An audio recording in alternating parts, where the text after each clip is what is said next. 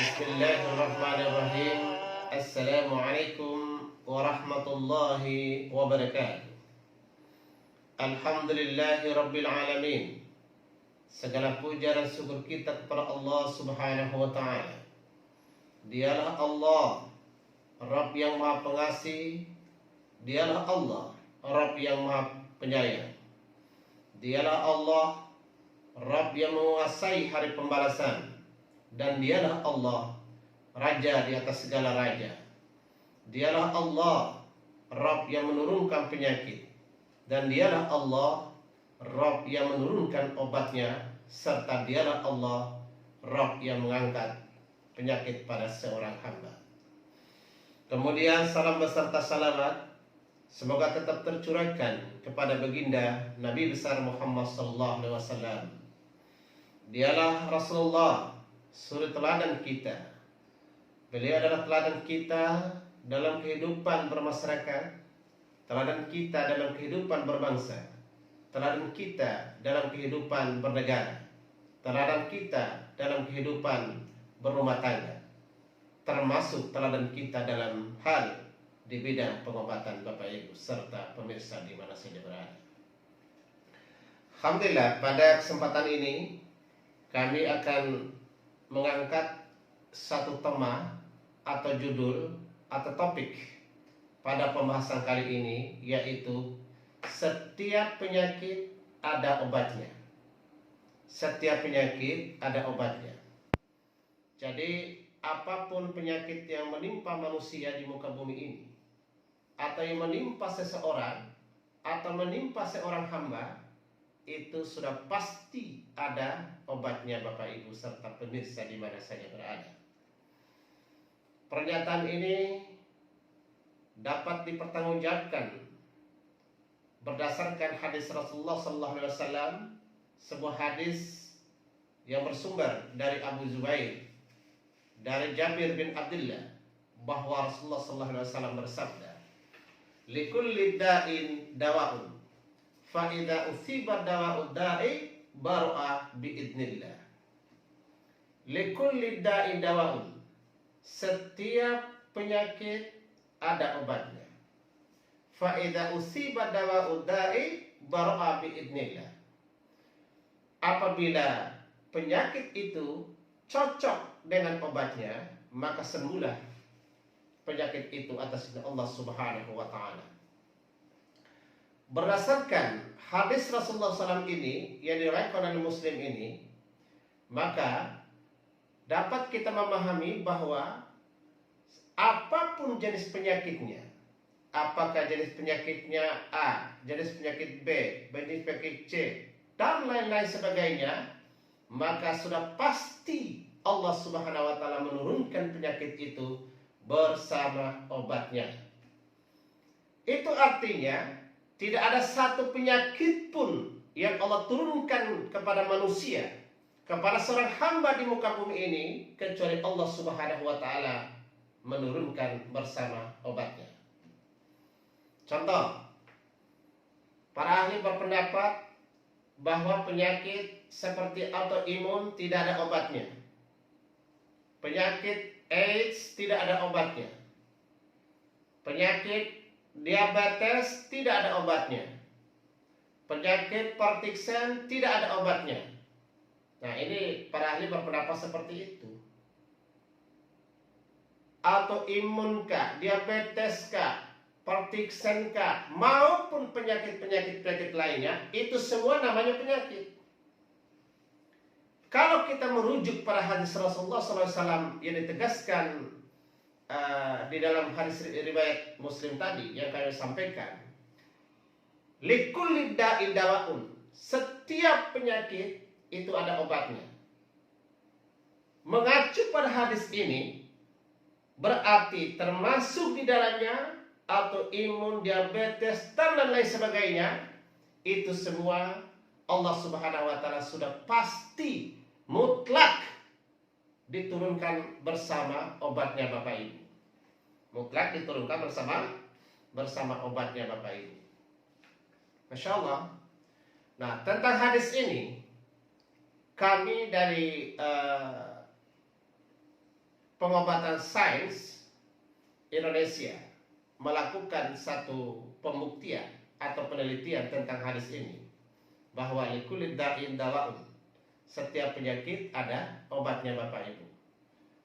Contoh salah satu penyakit yang kami lakukan penelitian itu adalah pada penyakit autoimun. Para ahli berpendapat bahwa penyakit autoimun ini tidak ada obatnya. Tidak ada obatnya. Jadi para ahli itu belum menemukan obatnya. Apakah tidak ada obatnya atau belum menemukan obatnya? Tetapi yang jelas mereka berpendapat bahwa autoimun ini tidak ada obatnya. Artinya pernyataan para ahli ini bertentangan dengan sabda Rasulullah SAW yang kami sampaikan tadi, likulli da'i dawa'un, setiap penyakit ada obatnya. Dari situ kami melakukan satu penelitian tentang satu jenis penyakit ini dan juga penyakit-penyakit lain. Tetapi pada kesempatan ini kami akan mengangkat salah satu contohnya adalah penyakit autoimun. Nah, itu tadi para ahli berpendapat bahwa penyakit ini tidak ada obatnya. Tidak ada obatnya menurut para ahli. Gitu. Tetapi berdasarkan sabda Rasulullah SAW itu likulli da'in dawa'un, bahwa setiap penyakit itu ada obatnya. Nah, kita buktikan apakah benar pernyataan para ahli ini tidak ada obatnya, ataukah Rasulullah SAW itu keliru menyampaikan sabdanya, atau sebaliknya, atau mutlak bahwa yang disampaikan Rasulullah SAW itu merupakan kebenaran mutlak. Lalu para ahli ini yang berbohong. Nah, ini kita lakukan pembuktian dengan cara metode mengobati penyakit autoimun itu dengan metode sains. Metode sains yang kami jalani selama ini Bapak Ibu. Masya Allah, yang autoimun menurut para ahli itu tidak ada obatnya. Setelah kami melakukan riset dalam hal pengobatan autoimun ini, Masya Allah, ternyata tidak benar bahwa autoimun ini tidak ada obatnya sebagaimana pendapat para ahli itu. Karena faktanya berdasarkan fakta dan bukti otentik bahwa autoimun ini dapat disembuhkan atas izin Allah Subhanahu wa taala. Dan benar-benar sembuh seorang pasien dengan keluhan autoimun yang sudah divonis positif autoimunnya, artinya menderita autoimun. Jadi autoimun itu kekebalan tubuhnya itu menyerang diri sendiri, menyerang organ-organnya sendiri Bapak Ibu.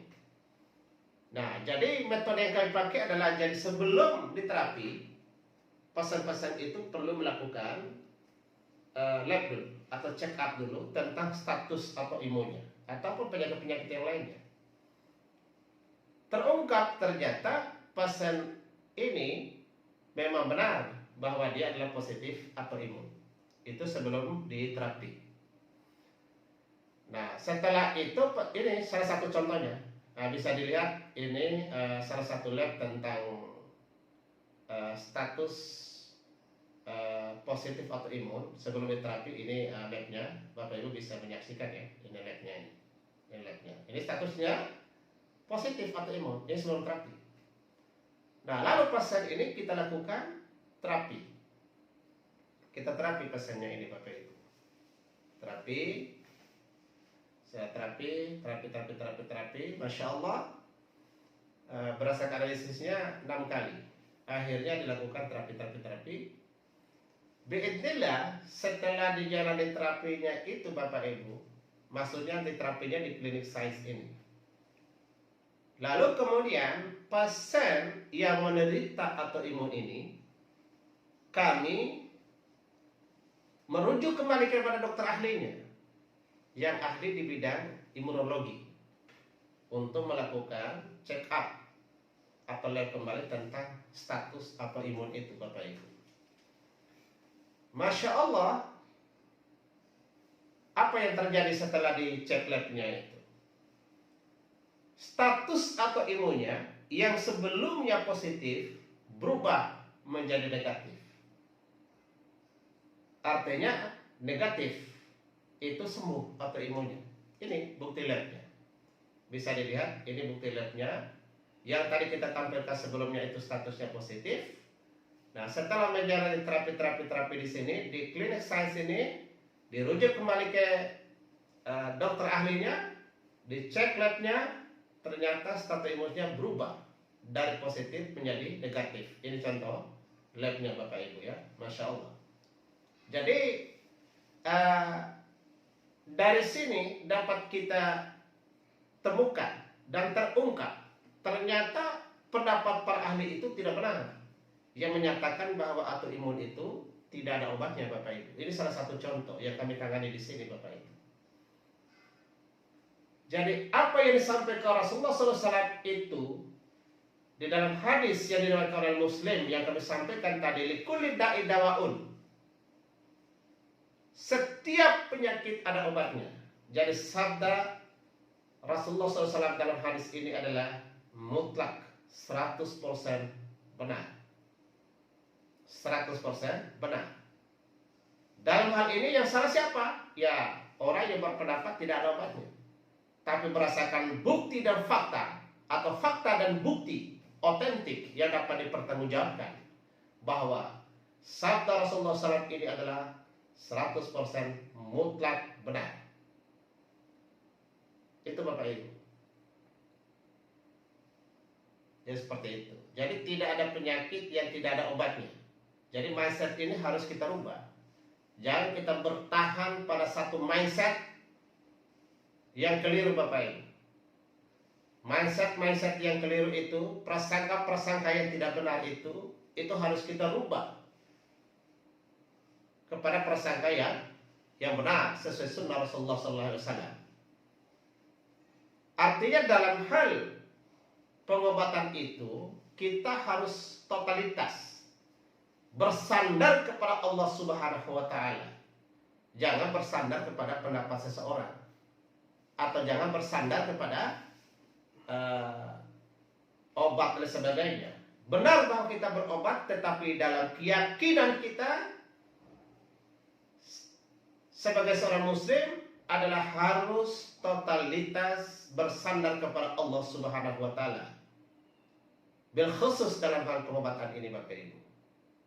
Mengapa harus kita bersandar kepada Allah Subhanahu wa Ta'ala? Ini perlu kami sampaikan penjelasan secara konkret dan otentik Bapak Ibu. Mengapa demikian? Karena sebagaimana yang dijelaskan di banyak ayat maupun di banyak hadis, bahwa penyakit apapun yang diderita oleh manusia di muka bumi ini, ataupun yang diderita oleh seorang hamba di muka bumi ini Bapak Ibu, itu sudah pasti Allah Subhanahu wa Ta'ala menurunkan bersama obatnya itu Bapak Ibu. Termasuk salah satunya tadi adalah autoimun. Mau penyakit autoimun kah, penyakit diabetes kah, Parkinson kah, atau penyakit apapun namanya penyakitnya, dan lain sebagainya, jantung kah, dan lain sebagainya itu Bapak Ibu, maka berdasarkan hadis Rasulullah SAW tadi itu sudah pasti Allah Subhanahu wa Ta'ala menurunkan bersama obatnya Bapak Ibu. Ditegaskan di hadis lain yang diriwayatkan oleh Abu Dawud dan Tirmidzi bahwa Rasulullah SAW bersabda, Innallaha azza wa jalla lam yunzil da'an illa anzalahu shifaan. Alimahu man alimahu wa jahilahu man jahilahu. Sesungguhnya Allah azza wa jalla, Allah Subhanahu wa Ta'ala tidaklah menurunkan satu penyakit kecuali Allah juga telah menurunkan obatnya. Jadi sekecil apapun penyakitnya, seringan apapun penyakitnya, atau bahkan seberat apapun penyakitnya, tidaklah Allah Subhanahu wa Ta'ala timpakan kepada manusia, timpakan kepada seorang hamba, kecuali sudah pasti Allah Subhanahu wa taala menurunkan bersama obatnya. Alimahu man alimahu, jadi yang mengetahui, yang tahu obatnya, dia yang tahu obatnya. Itu kata kuncinya. Wa jahilahu man jahilahu. Ya, yang tidak tahu obatnya, dia tidak tahu obatnya. Jadi kata kuncinya adalah kita berobatnya itu, Bapak Ibu, adalah kepada yang tahu obatnya tentang penyakit kita. Itu kata kuncinya. Jika kita berobat kepada yang tahu tentang obatnya, tentang penyakit kita, insya Allah biidznillah akan sembuh, Bapak Ibu. Jangan berobat kepada yang tidak tahu obatnya tentang penyakit kita. Ya kan? Nanti obatnya salah-salah dikasih. Ya kan? Yang pasti dia akan berpendapat bahwa oh ini tidak ada obatnya. Jelas dia akan berpendapat tidak ada obatnya karena memang dia tidak tahu obatnya, Bapak Ibu. Jadi itu berdasarkan hadis Rasulullah ini, kuncinya di situ. Alimahu man alimahu wa jahilahu man jahilahu. Ya, yang tahu obatnya itu adalah yang tahu. Jadi tempat kita berobat itu adalah kepada yang tahu obatnya tentang penyakit kita. Jangan berobat pada yang tidak tahu tentang penyakit kita, Bapak Ibu. Jadi seperti itu, Bapak Ibu.